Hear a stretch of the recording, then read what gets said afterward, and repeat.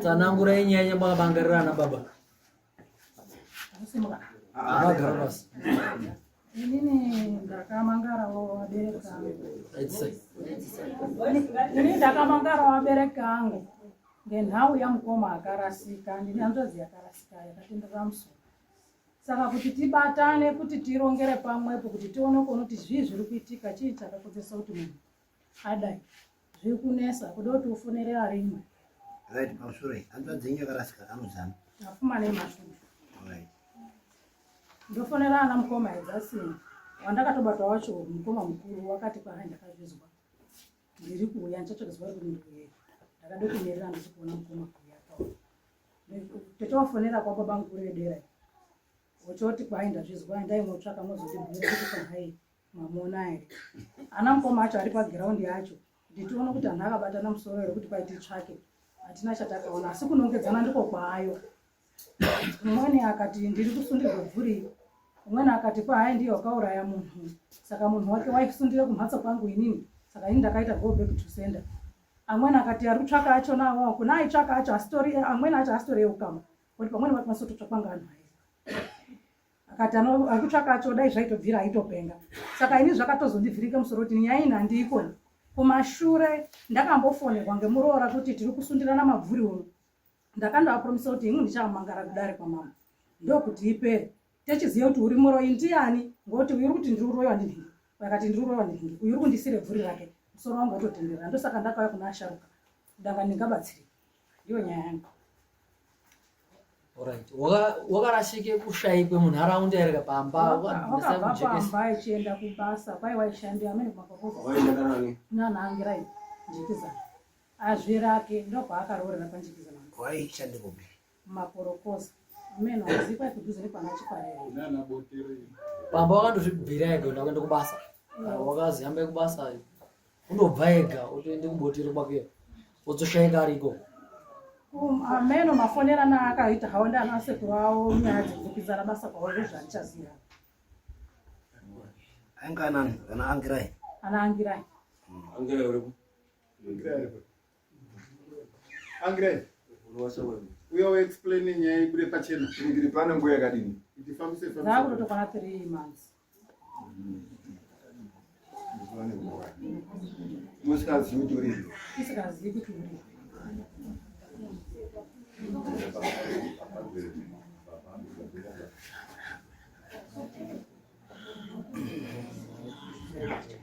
Yo garo ino angire.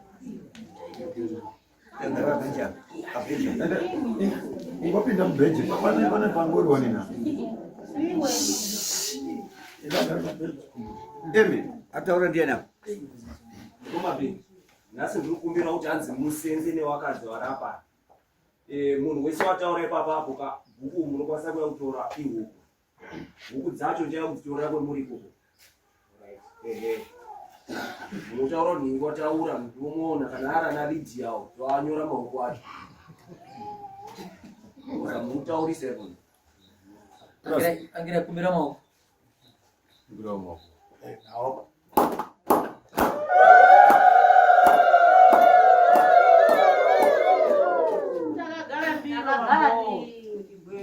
Alright. Angire kwa hiyo wakatora wakaenda kubasa na mashudu. Ndizvo. Chitawa tsanangwe zvakaitika. Kutangira hapa. Tikati zvakaitika paneni namashudu. Mashudu mukwasha wao. Wakati ndifonera usiku ndaenda kuuya kubasa. Tikati alright uya. Wakati ndifonera usiku ndaenda kuuya kubasa. Tikati uya. Saka paakatanga kuuya takashanda zvakanaka. Angaenda kumba kwake. Angapedza anofunga vhiki nehafu asati adzokera kubasa.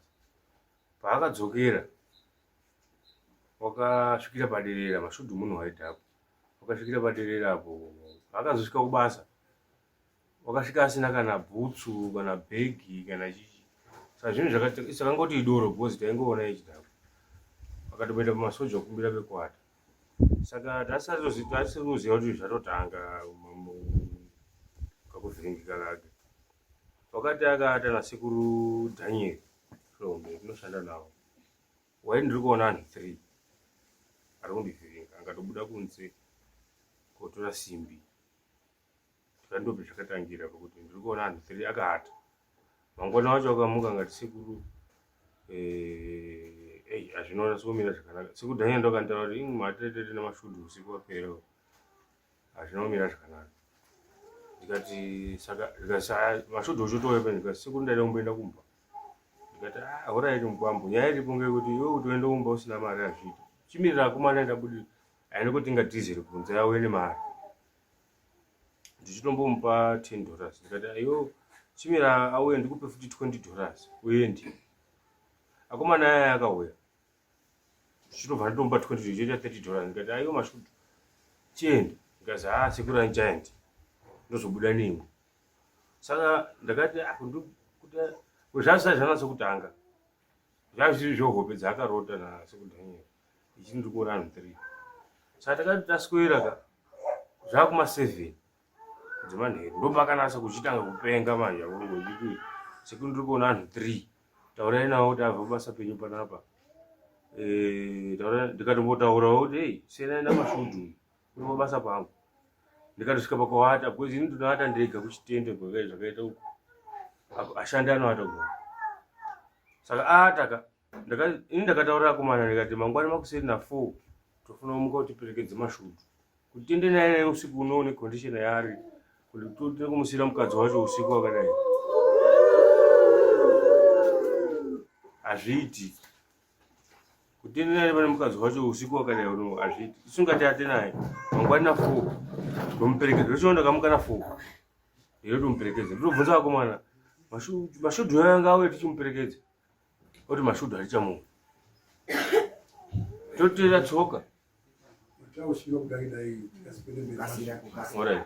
ndabva ipo papo kaere pakusamuona kwedu kubasa kwedu ndakabuda ndikauya mumhatso kwamashudu zuva racho rero ndikatotaurira mukadzi wacho mashudu tiri kumushaya akati unono hakuna pamwe uchasvika ndichiri kubva ndadzoka zvadaro takasvika mukutsvaka mweshe mubani takashaya chobva tabuda futi mukoma wamashudu akandifonera inini ichiti tiri kutsvaka tiri kuchiriba iri mukomacha aripo nga simudzai mokotoni mukomacha awo akandifonera ichiti tiri kuchiribhari tiri kutsvaka saka imuchiuya nehuku saka pane mwana wamashudu wetinogara naye ndikati inini mwese kwenda tsvaka tashaya tatiri kumboenda timbozwa kuti zvakamira sei nemwana wacho totoenda totofonera mukoma wacho munhu takaita kubatsirwa ndiyo kati ini andikwanisa kutaura newe ndikwanisa kutaura namukoma wacho pafoni kutotaura namukoma wacho tokwanisa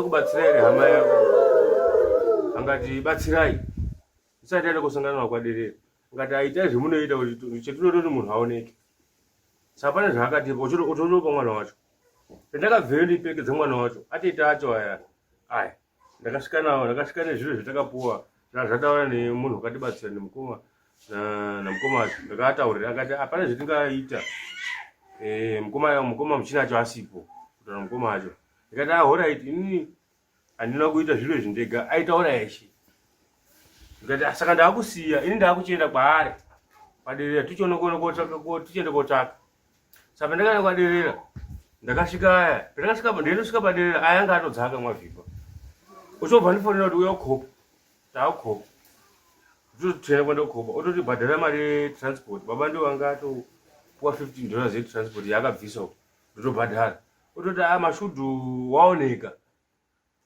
waoneka amene kwakazi kwamanase wakasvika ere akabata mutakura chichichi ndo akanasa kuzwa chokwadi ndikazi asisi tokwenda kune munhu wakatibatsira kuti aoneke saka imusekuri sezvo mune bhaiki mangwana mokomoche mumhatso kwedu kuti muzotiperekedza kun'anga yacho yakaita kuti adini aoneke ndikati alright ndakamuka ndichienda kumhatso kwavo ana mashudu ndotosvika eshe aripo nhati tacho ototi n'anga namba dzadzisingapindi zuru namba dzen'anga iya dzakachizopinda dzakati bwaya hai uri kuuya ega ngetsoka dzake ndikati zveshuwa ndakabvunza kakawanda ndikati zveshuwa mwati uri kuuya ega here tisatsvaka here akati musasatsvaka uri kuuya ega ngetsoka dzake ndikati saka ndakwenda kubasa kwangu nokuti inini nguva ndapedza ndichitsvaka mashudu yadini yareba ndanotodzokere pane statement yataura makazoti avakazonga kwavhimba ii maishandira kuti kwade iyo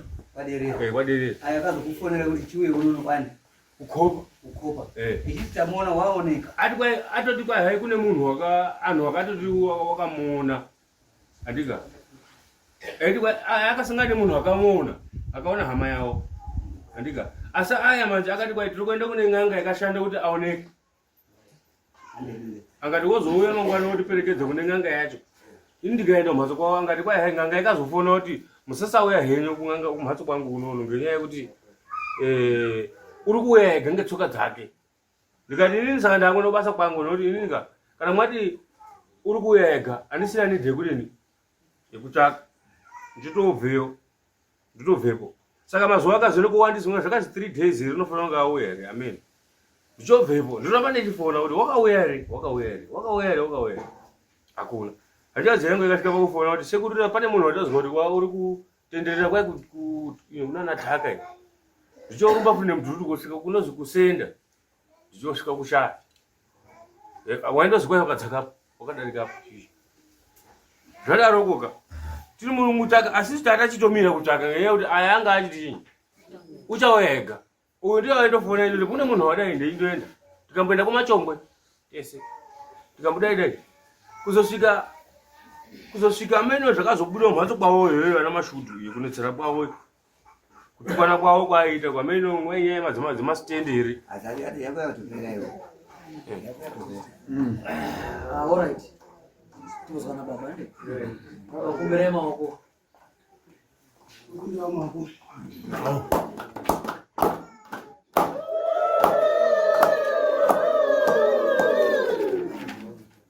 Ana baba pane chinhu zvataurwa apapo pane zvemunobvisa here kana kuwandudza tibetserane neumwe wedu wakarasika tono zvakamira sei. Pamusoro Mutape ndichati tsanangure ndichakumbira ndichamurira nguva ngekuti ndichatangira pane pazvakatangira kusvika pastage yataari nhasi. Kana mwanditendera kuti nditsanangure ndichatsanangura kuti vanhu vizwisise. Yakamani kuitawo iri samari. Ndinenge ndichibata chikamu nechikamu ndechisiya ndichibata chikamu ndosiya. Right. Nyaya iripo inodai. Ukade kuti denhaka zvonakana basa rese jinja. Hakuna chakadaro. Yo jinja. Ausachi kuita mubanja. Wabozvita last time. Aiwa kutotaura ndozvandataura izvozvo zvoma underbags. Pari kuizwa noise. Kudai kana zvisikaiti. Zvisikaiti ngezvizvi napoto. Tinyararai. Ndingati Mutape chiro chekutanga chinodai. Baba pamuzi akanga aine akadzi awaini. Mukati mwaakadzi awaini mukadzi wokutanga waya wobara ana 9 kana kuti 8 kana kuti 7. Mukadzi wechipiri wobara mwana umwe. Mukati mweemba iyi ine vana vakati wandei makaitika dambudziko kana kuti umwe akashaisha mukati mwemhatso vanokwanisa kukavhana. Uri kubanze akabarwa ari ega akaona dambudziko riri kuitika kuti apa pari kushata amuteerera anoti musiye. Saka zviro zvinaangire kushata mukati mwemusha. Right. Ndaakupinde panyaya. Nyaya iri apa iri kudai. Munin'ina wangu wakanditaurira inini kuti mukoma ndapuwe basa iyo kwaNatezva. Ndikwenda kumbodini kumbobata. Wakaenda uchoshanda uchopetuka. Apetuka ndakaona naye. Yakakwa kurise basa bamini. Akataka basa kuri burkati bana ndisati mupinde makomba akadzika. When makomba akadzika munodini munokuwa. Angata mukoma ndisipinde makomba akadzika ba. Inini basa rangu ngere kuerenge mahora basi nezvimweni zvechesto. Zvimweni zvasani sudini andisi kudzaka. Achibvaenda. Aenda ndakazoshamsika inini kuzwa ndiri kubasa kwangu inoshanda. Ndofonerwa ngemukundo ndiwo akanifonera. Eiti mukoma mwazwa ere kuti tapfuma haasi kuoneka watsveteka kudini kuri kubasa kwanga ari vazi eya uruzi wakandoamba nekupomoka usiku. Mutape ndakadzike gomo kuti ndiende ndosangana naMwaramu mukadzi womunhu nekuonana nekwanjikizana angaine munhu Ndasvika kumhatso, ndakatosvika kumhatso ndeitora bhemba rangu ndechimhanya kuti ndiende kuona umweni munun'una mwana wabamunini uringe pasi Rose King Palace. Ndesvika ndemubhira munun'una, wazwa ere kuti munun'una iyo watsveteka? Uruzi kwai haasi kuonekwa kuti waendepi. Saka ndikuda kuti ndionane namai anesu kuti ndizwe kuti zvakamira sei, ndichizwa nasekuru angire achona kuti anoti zvakafamba sei. Zvikazi sekuru angire yanga ari panapa, atoya panapa nemudhudhu, asi atora mukunda wavo akaenda akadini akadai. Sekuru azoya sei, otora hanzvadzi yavo voenda.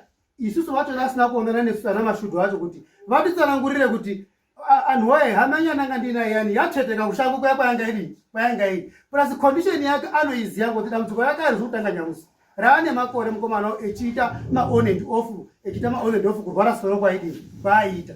Saka hino paakamuona kuti dambudziko rake rineri kuya kwaita mukomana uno zvinenge zvapetuka, akadini kurumba kumupetudza. Hakuna kwendingachaenda ngendaa yekuti mainini mwaramu hapana, sekuru aina hapadini hapana, ndakadzoka pamuzi ndichogara. Mainini akazoya kuma-8 pamhatso echihamba nemukundo wangu mudoko, osvika kuti bamukuru ndakapano ndimutaurire kuti munun'una wenyu wakadini uruzi wakatsveteka iyo makorokoza kwaanga ari. Ndichobvunza kati sekuru angire acho ari pari, atouya akadini akaenda. Akati ndanga ndichimutaka, asi ndasvika ndikazwa kuti amanga musipo. Angati eya ndanga ndatomboenda kwamadzimai nyasha kuti ndiende kozwa kuti chii chaitika. Ndichoti kasheni makinga idambudziko karaweya amendi kwamadzimai nyasha isusu tisipo iwo wamukadzi muroorwa waakwenda kohambira nyaya dzemumusha uri wega isana baba yani tisipo. Ndichonyarara hangu kuti zvakanaka. Shuwa ndakasimuka ndikaenda kotsvaka munun'una, ndikaenda kumapurisa, ndikaisa paredhiyo. Ndaisa paredhiyo ndo pandakafoneka ndikati pane waonekwa kunhuka famu. Ndichomuka ndoenda nhuka famu. Ndichobva nhuka famu ndichienda koperera kutaka. Ndichoenda ndichodzokera pamuzi. Ndichomuka ndichoenda kumachechi. Ndaifonerana nawo tezvara ndichiti tezvara ndira kuti ndionane nemwe kuti vandipe rakadzara rakaitika. Tezvara wakanditi ndiri kumachechi. Mukwambo uya kumachechi ndakakumirira kumachechi. Ndakahamba pesa apa kuenda kobuda kwako Vhaisimba. Ndichifonerana nawo. Ndochizovabvunza ndapagwaisimba sekuru ndaakusvika pamachechi muri pari, ndo paakanditaurira kuti ndamboenda kwamutangwa mukwambo pane zvinapopo pane zvinotira umbodini wendira kumboona. Ndosvika pamachechi sekuru akandifonera ngefoni yavo ndiri kuti makadini sekuru, ndoida kuzwa kuti ari ndofamba sei. Ndakazwa ndaakubhuya nen'anga. N'anga yaakunditaurira inini zvemukati mwemuzi wangu, yaakunditaurira inini kuti munun'una wako akapamberwa nemweya yaanhu akafa, saka kumutsvaka hamumuoniba. Saka ndine futa rendinaro rendira kuti ndipe mwana wako, mwana wacho uri panapa, mwana mudoko uri pano, mwana wacho uri apo. Ndipe mwana wako aende koputitidza kupi kumhatso. Ndichakuita question mark kuti aiwa sekuru aida yanitaura kuti mukwambo hatatsvaka tikatama, saka uye tisangane makopa, ndine munhu ndodini wendinoziya, toenda tesezvo ndiende kozwa zvakadini rakadzara. Ndeibvunza mubvunzo kubvunza chiremba uyani. Ndoamba ndokupa futa arere koputitidza pamhatso pangu rendisingazivi futa kana riri kushandei. Ndakavharisa futa kumhatso kuti hakuna futa rinopiswa pari panapa. Ngodai sekuru aida kuti tizwanane panyaya yefuta, aida anditaurira kuti ndikwambosaenda kumachechi ba dzika ungadai kuya kukopa, tiende tese kwamutango, tiende kuonesana chinyi, tiende kumbozwa penoziya. Ndaidzika ndakadai tiende tesina sekuru, tozwa tese ndozopuwa futa renge ng'anga ichitambidza inini baba yangu pamuzi. Ndio andopitidza zvirudini zviri kutaurwa. Ndakakhanzera ndapedza iyoyo right. Mutape chinonesa ngechekudai mukati mwemuzi wangu. Shuwa pane zviri kunesa zvekuti nanhasi tiri kutambudzika mukati mwemusha. Hakuna kana munhu wani uri kubate mare, asi ndinotsvaka kuti mwana wangu akarwara inini ndiri kuende kobata mhepo iri kuti ndakaurayiwa mukati mwemusha uyu. Wakaiswa panapa ndiani? Ndakaiswa ndiye mukomana uri kupenga. Muri kuzwa Mutape right? Mwana wangu umwe ndiorwara he, ndiri kubata futi semu mhepo. Ndakasimuka Mutape ndikaenda kune munun'una, ndikaenda komubvunza baba munini kumhatso kwangu zviro hazvisi kundinakira akati zviro zviri kushata baba munini, ndiri kubata mhepo yakati iri kuhamba sei mhepo yekuti uye kumhatso kwangu.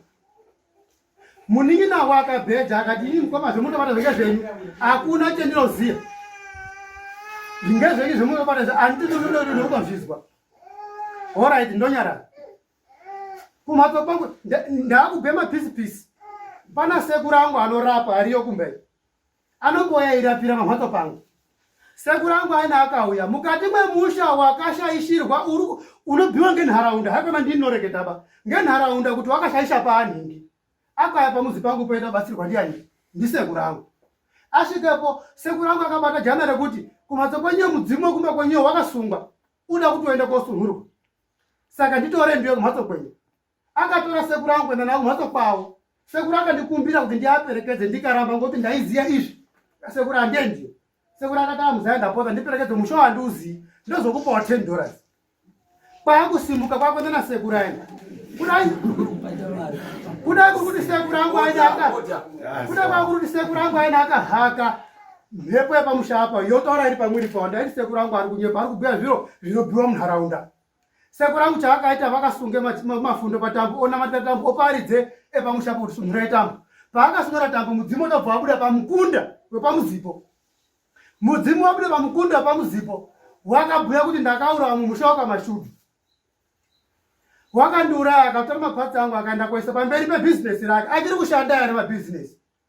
Eibhuya munzeve dzangu inini. Inini munun'una wako wakandiuraya akanditora akandisa pamukunda wako unozi Joy. Ndindakabvisa Joy kwaakarorwa. Uri pano Joy watapera wagara ari pabenja. Uri pano wakandipa mukadzi aachandiuperekedza mukadzi waakadini waakandipa. Ndakasimuka kubva kumusha kwake ndine BP. Ndotosvika ndikaenda kotaurira munun'una King Palace uri apo. Ndiwo ndakaenda kotanga kosarangurire. Bamuni kwandabva yezuro manheru kwakabve masoko ekuti zvakati. Asi ndi masoko anaya kuti apere muhana wangu handisi kurapa. Ndoda kuenda kuri? Kuenda komubhira mukomana. Ndakaendero. Ndikasvika ndikamutaurira bamuni ndinoti munditaurire chokwadi. Kuti kana paine chamakashaisha kaeri taurani mukoma ndakapara pakati. Tione magarisiro todini etinoita. Kwandanga ndiriyo zuro kwakabuda masoko ekuti zvakati. Munun'una wangu akabheja mukadzi wake akabheja kuti kunyepa murume wangu hazi kuuraya munhu. Kana murume wangu ini akauraya munhu hai ngaabve kumuzi kwenyu agare paari apa kana pamwana wangu. Nhasi uno wagara munhu wamushango. Taakunongedzana uraya kuti iwo uri muroi. Iwo ndiwo akamupengesa. Iwo ndiwo akaita go back to sender. Iwo ndiwo akadai. Asi nyaya iripo mutape woye ngekuti ini ndira kuziva kuti mukati memuzi wangu mune pfungwa irimwo yandisingazviti pfungwa iyi yakabvepi. Saka ndiye ndira kutoziva kuti yakaurawa ndianani. Ndapedza mutape. Mamusoro hero kwanu maamune nzeo nzeve dzakavhurika. Hero kwanu udawo kuzwa pfungwa dzenyu. Anhu adambuyawo nini Mushandirwa wange masesa ba. Momo mune njero. Pamusara mutape ndingamofemba ari nheko yangu. Handitenderwi. Iwe weka. Enda kubanza. Iwe weka. Saka ndakubvira.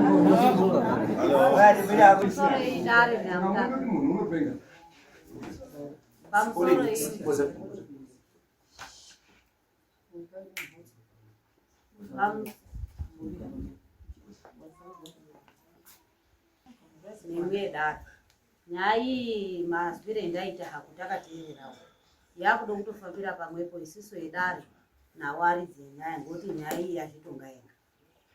Ndatenda hangu. Basi hapana umwe une pfungwa. Maipiri. Inde ndiri kuti patangobhuyiwe nyaya iyi tokufunga kuti nguva imwe pachikari ndo ane dambudziko.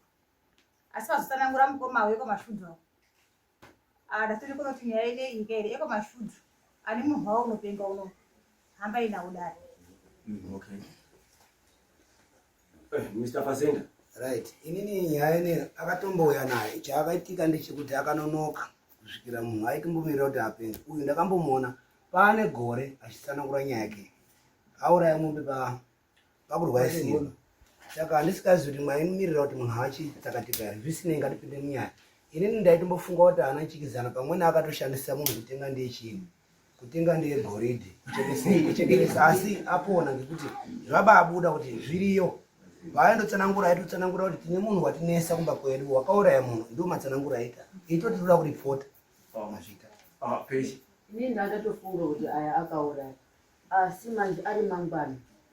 munofana kubatana pamwe chete cause iwewo waishanda naye wanga ari mwana wewe maifana kudai makandobatana kuti chero dai zvadzvanyama makanoti n'anga yanga yatoti chitouya nhasi nguva ine maifana kudai makandotora iwo sekuru unozwa nyaya paya koshatira kuti imi hamuzonge mwanditora saka ini futa ndaizorizorabwe ani muri kupaona ndo patakutopinde munyaya asi isusu chatadini apa muri kurwara aya uchiti inini futa handidini handizori pamwe dai akatozore futa handiti pamwe ndakatomuona teitoti yeudini uriyo isusu chatakutoda mutape ngechekuti uyu tatonoti haana nyaya kunyamutora kana kunyadini kuti akutopedze nguva ngatichitore asi hazvindonakidziye here ndechida kungobvunzawo ndini mubvunzo wangu kuti panofamba anhu acho kuti hanze ari kufamba anhu ekwamashudu chikari unofanira kunge aripo echizwa zvinhu because ndiye munhu akaenda nemunhu hatizivi zvichabuda mberi isu tingadaro pfungwa dzedu dzinoguma apa but hanzi dziso raMwari rinoona zvinodini maita basa umweni he pamberi mbuya ngorino inini ndindoipapo eya kuti hanzi ekwachikari neekwamashudu kunyangwe ekwamashudu ataura kuti hanzi uyu mashudu wekurasika ndiye une munhu waakauraya uri wazomupandukira kuti arasike ngaafambire pamwepo ngokuti uyu chikari uyu ndiye wanga akatora munhu kuenda naye kuunini kubasa kwake toda kuti uyu achene nemukadzi wake ngaafambire andori pamwepo nekwamashudu toti mashudu uyu anase kuchena kudai chikari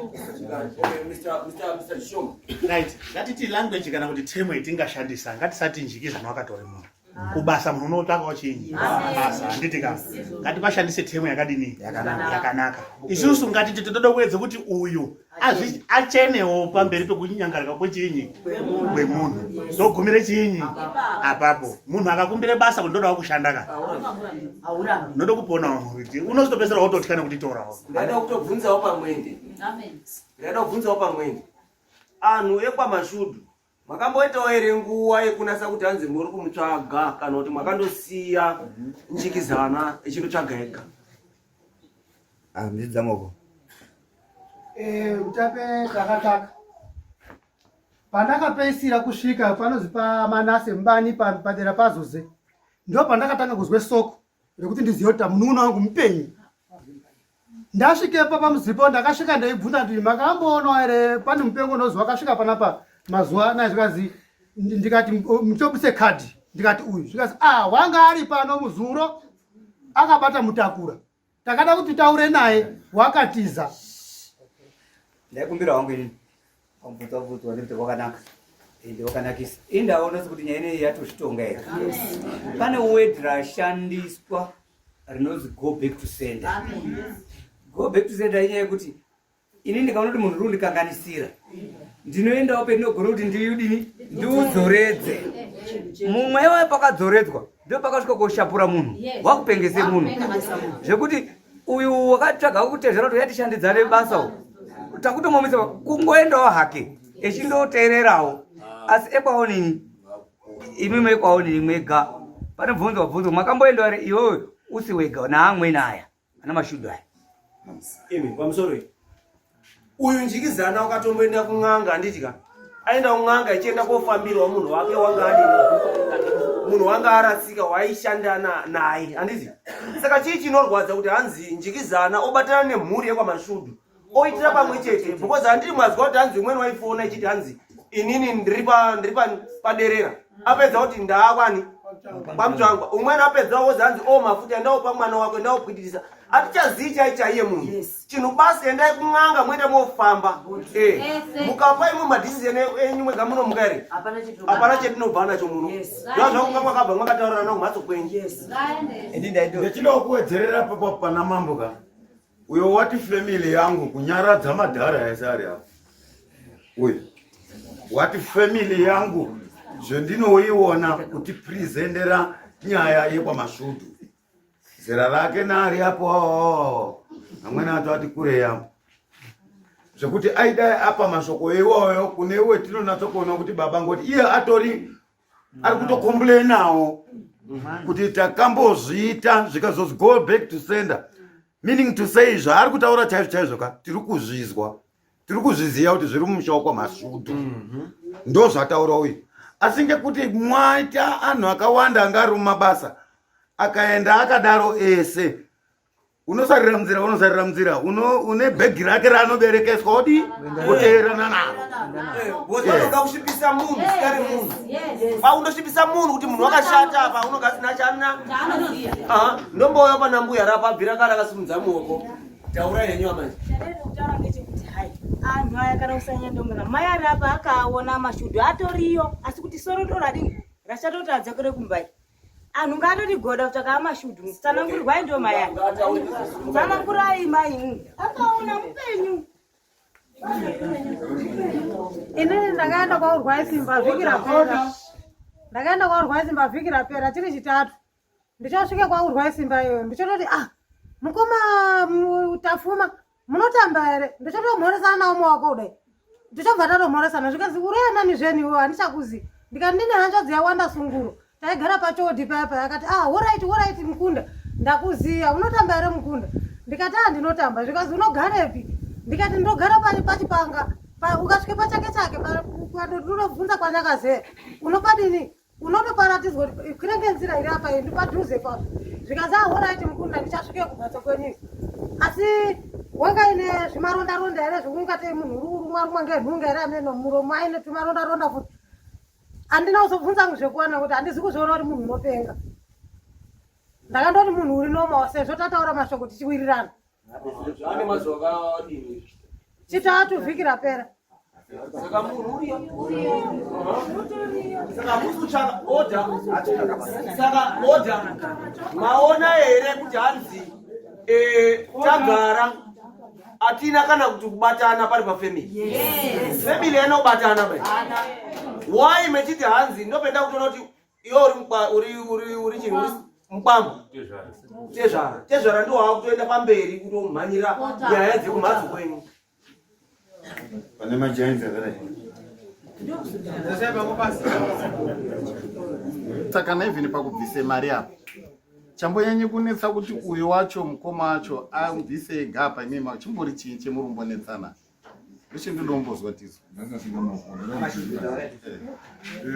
vana mhuri iyi mhuri kwaMashudu asi aiti ngoMashudu inotongowana sekuru vabhoyi kwaMashudu anotisunga hedu hatizvisi zvide kwabhoyi kana sekuru asati aana kwaMashudu atokuwana sekuru aya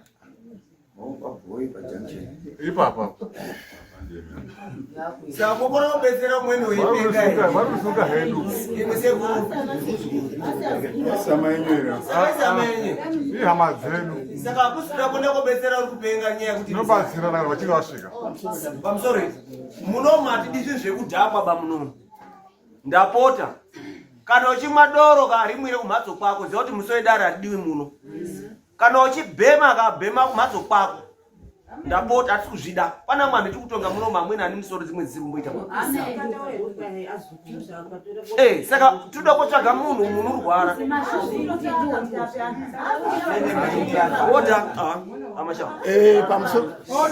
pamusoro iyi zvisanga je iari munhu tikaita je pamunhu taita shongoro handinangu akawanda maningi asi ndinawo. Pane pendazwa n'anga yakaenda azvera yakaita rinoti romburuka rinoti ndokawisa iyo murenje wasaripo kuwa romburukuta riripo. Saka mwakanga kuti shongoroka padoko ngekuti kuteedze chinyanga chekunyepa kuchiteedza. Kudai imwe mwakasvika mwechiti ndazwa mwana wangu woye zvaita sekuru zvanaka ngatipise futa rino mwaidai nyamasi uno techireketa zvimwe twe right mwadonipindura andisati ndapedza.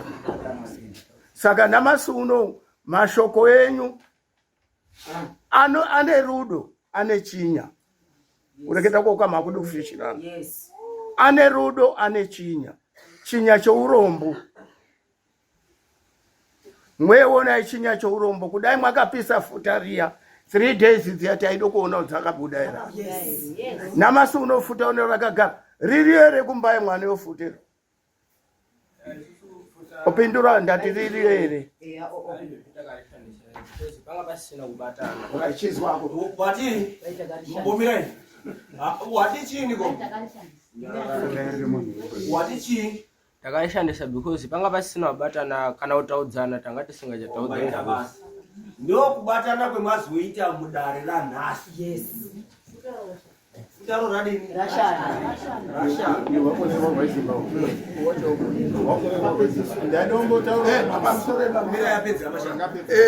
mashoko azo ambo akona abvunza kairi inini ndiri kuti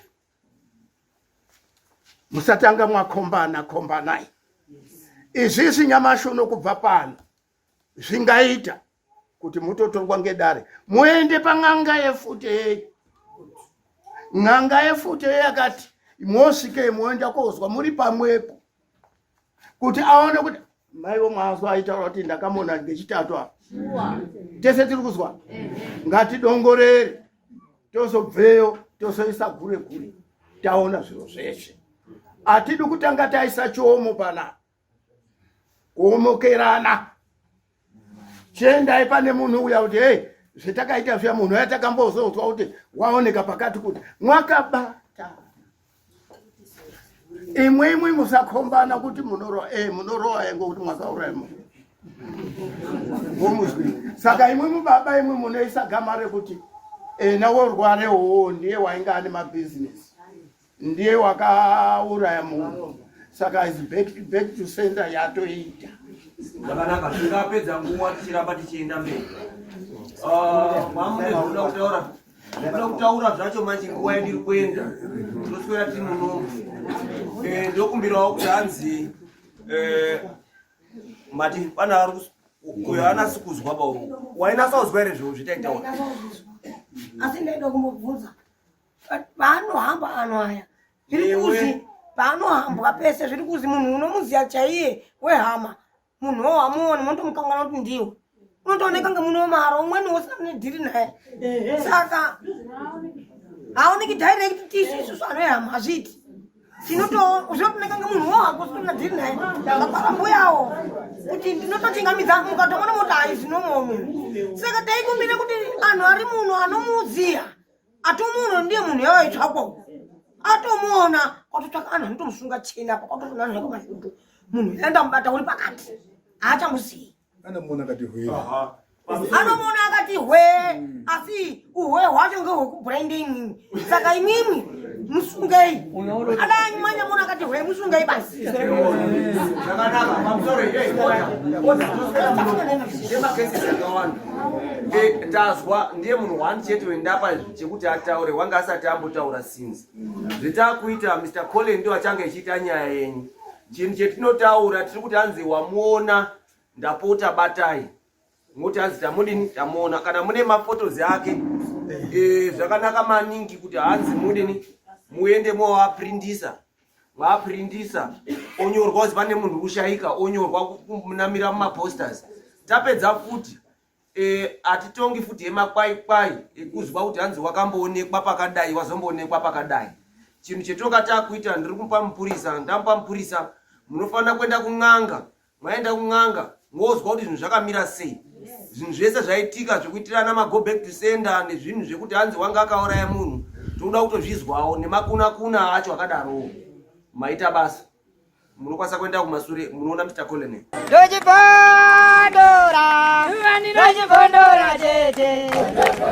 Teachcatch MTV inokupa nyaya dzakasiyana-siyana dzinoitika mumatunhu atigere neakatikomberedza dzinotyisa dzinofundudza dzinokatyamadza pamwe chete nedzinosetsa kuti musarasikirwe nenyaya idzi munoenda paYouTube channel yedu Teachcatch MTV mondosubscribe ipapo musakanganwe kulaika pamwe chete nekusheya musazokoshiwe kupfanya kabhatani ako ndokabheroka kuitira patinokanda chinopisa munoyeuchidzwa Teachcatch MTV tinodzifambira Dojipondora, tete.